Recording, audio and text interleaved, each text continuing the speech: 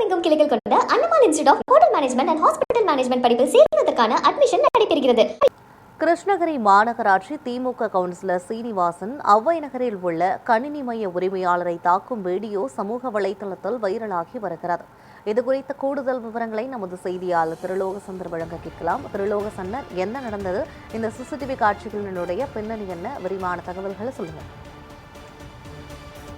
Krishnagiri நகராட்சியினுடைய 32வது ward திமுக கவுன்சிலராக இருக்கக்கூடிய சீனிவாசன் நேற்று இரவு அங்க இருக்கக்கூடிய கணினி மைய உரிமையாளரை தாக்கும் வீடியோவானது சிசிடிவி காட்சிகளானது சமூக வலைதளத்துல வெளியாகி இருக்கிறது.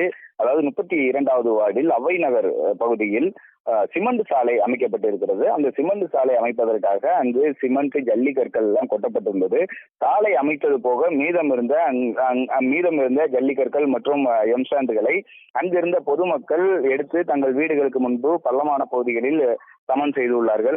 அதே போல அந்த கணினி மைய உரிமையாளர் ஹரிபிரகாஷ் என்பவரும் தன்னுடைய கணினி மையத்தின் முன்பாக மீதம் இருந்த ஜல்லிக்கற்கள் மற்றும் எம்சாண்டுகளை கொட்டி சமன் செய்திருக்கிறார்.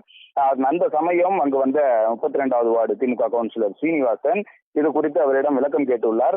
அப்பொழுது இந்த ஹரிபிரகாஷ் முறையாக விளக்கம் அளிக்காமல் பதில் சொல்லவும் இருவருக்கும் இடையே வாக்குவாதம் ஏற்பட்டுள்ளது. இதையடுத்து ஆத்திரமடைந்த சீனிவாசன் அவரை கன்னத்தில் ஓங்கி அறைந்திருக்கிறார்.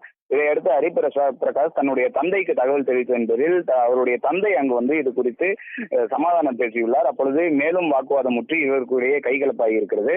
அப்பொழுது சீனிவாசன் மற்றும் அவரது ஆதரவாளர்கள் ஹரிபிரகாஷ் மற்றும் அவரது தந்தையை வந்து கடுமையாக தாக்கியுள்ளனர்.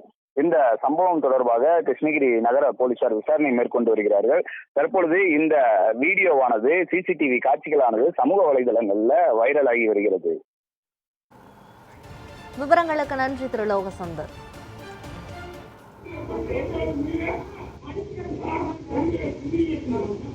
Hey!